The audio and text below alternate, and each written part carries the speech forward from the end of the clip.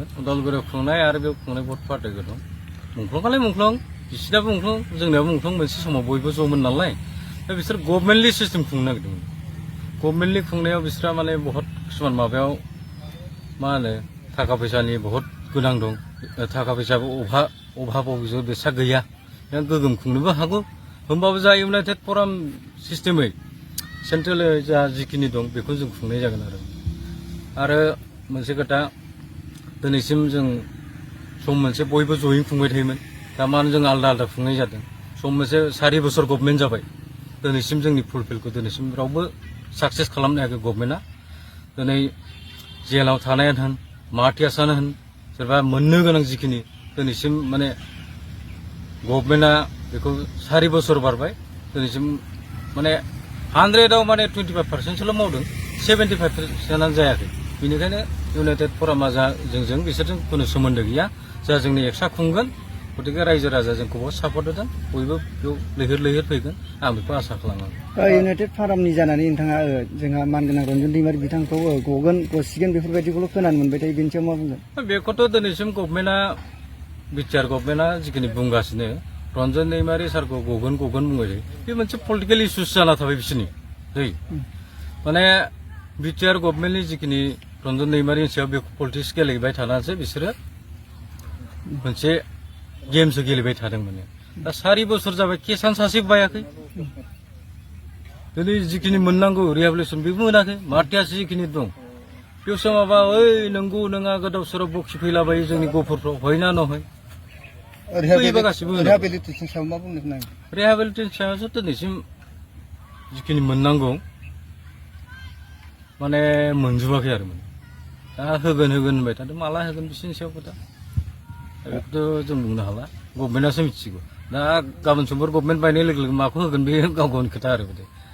बेखौ मोनफुंनो हायाबा बेनि सायाव माबाफोर बिनि मोनफुंनो हायियाव जोंहा जोंनि जिखिनि इउनाइटेड फराम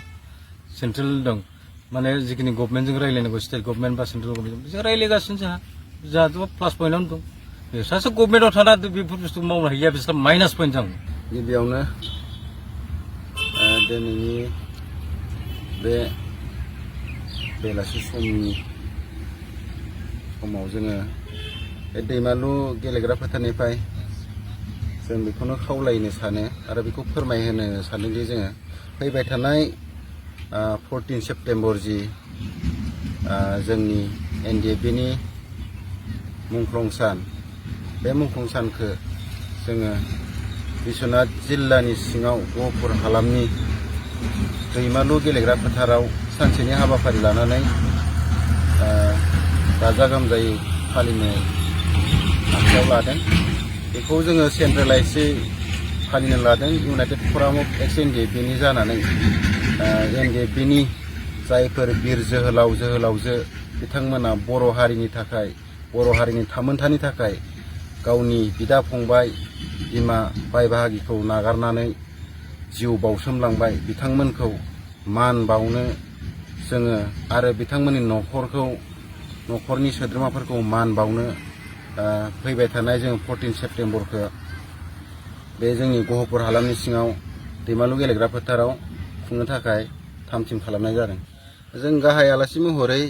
जोङो मनेस्वर बिथांखौ जोङो हांख्रायदों आरो बिथाङा फैगोन होननानै जोंनो खोथा हरदों जिहेतु जोङो मोनसे नन पलिटिकेल पार्टी बेखायनो जोङो सामाजिक जाय समाजजों गोरोबना खामानि मावग्रा नै बिथांमोनखौ जोङो आलासि महराव लानाय जादों आरो बबेनिफ्राय सोरखौ हांख्रायनाय जाबावदों बेजों लोगोसे जोङो बेयाव इउनाइटेड फराम अफ एक्स NDFB हिसाबै जोंहा संकष्ट सदिया जोंनि जि जायगायाव बर' दङ बेयाव जोंहा मोनफ्रोमबो डिस्ट्रिक्ट कमिटि दङ आरो बे संकष्ट सदिया गासैबो डिस्ट्रिक्टनिफ्राय बेयाव पार्टिसिपेट खालामफैगोन डिस्ट्रिक्टनिफ्राय